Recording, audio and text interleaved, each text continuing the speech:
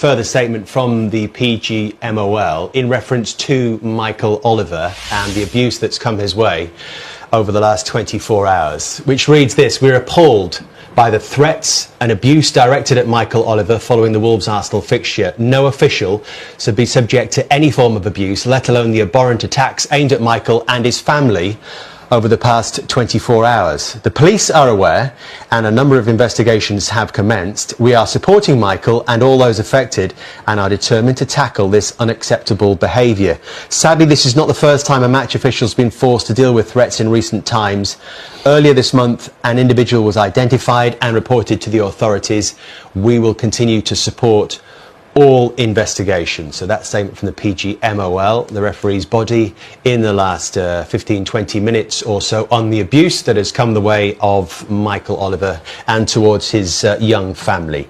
Regardless of whether you think it was the right decision or not, is this where we want our game to go, Jamie, in terms of the hounding and abuse that is coming officials' way on a regular basis now? No, it's absolutely. We're getting to the point now with referees. If you're right, you're right.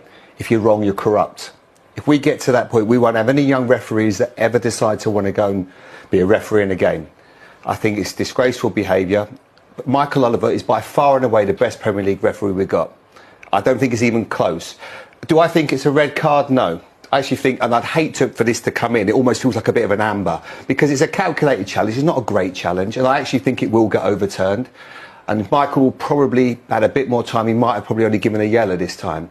But that, for me, is just so unacceptable. Everyone makes mistakes, but they're honest mistakes. You know, we can count on probably one hand how many he's made in his career. He's a phenomenal referee. I always think every match that he does it with integrity. If I was to play one more game in my life, he would be the referee that I'd want to do it, because I think he's that good. So, disgraceful behaviour, and I just certainly hope that whoever's given this abuse, you know, gets found out, because the quicker that happens, I think it's like people on social media, cowards that go on there and start having a go at nameless people. It's just not acceptable.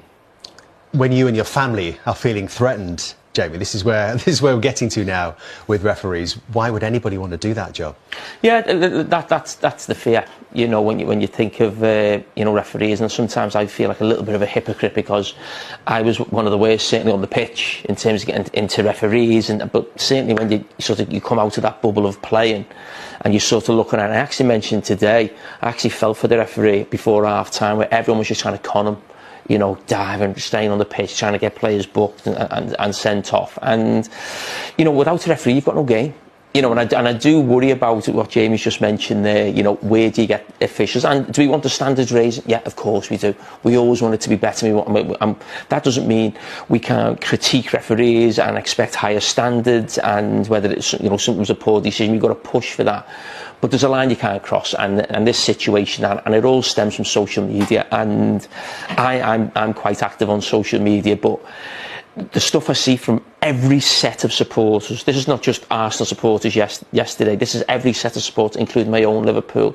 It's tiresome listening to them talking about referees and always thinking their team are the ones who they're always getting wronged, and there's a conspiracy, the corrupt against my team. It's embarrassing to see people actually speak like that, and they actually believe all these officials or the Premier League. I mean, I commentate now, and every week you'll hear a chant in the stadium, the Premier League corrupt.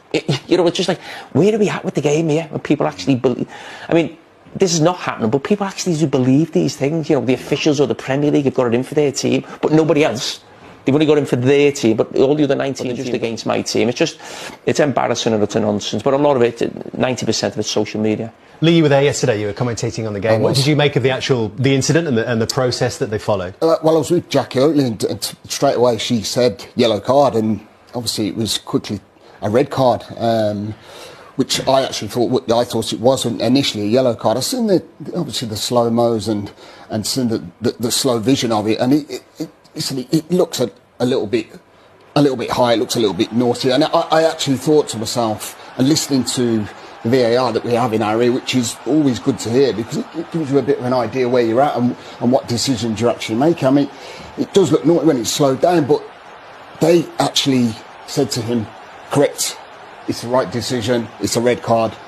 I probably would have liked to, if I'm being quite honest, I would have liked them to have said, just go and have another look at it, just for the sake of 20 seconds.